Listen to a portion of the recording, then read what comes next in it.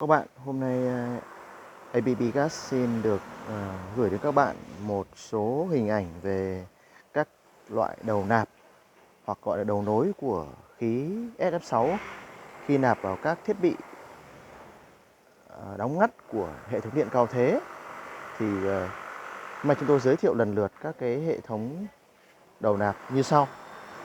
Đây là đầu nối dành cho thiết bị đóng cắt của máy ABB. Đây là đầu nối của thiết bị đóng cắt dành cho cho máy đóng cắt của Siemens. Đây là một chiếc đầu nối rất to chuẩn DN20 của Dilo để dành cho máy đóng cắt chuẩn theo Dilo.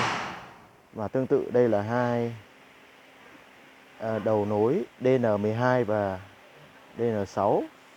Đây là DN6, còn đây là DN12, còn đây là DN20 và đây là DN8.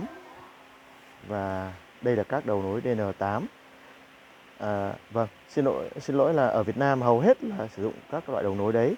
Nhưng các bạn hãy nhìn xem cái cốt ở phía trong của đầu nối này rất khác nhau. Đây là đầu nối cho ABB là đầu lồi, đây là đầu lõm, và đây là đầu lõm, và đây là một dạng đầu nối khác. Và thậm chí ở đây nó còn có khớp. Do vậy mà tính chất rất phức tạp. Do vậy mà nhiều khách hàng đã mua các máy nạp về nhưng mà không nạp được, vì lắp không vừa hoặc là lắp vừa nhưng mà cái độ kín khít không cao. Do vậy mà bị rò rỉ khí SF6 khi nạp.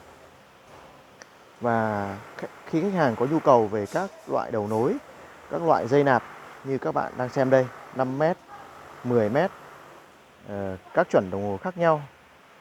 Các loại đồng hồ với áp vào là 253, áp ra là 16.3 hoặc là khác thì liên hệ với chúng tôi.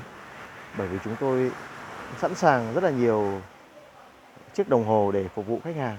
Xin cảm ơn quý khách hàng.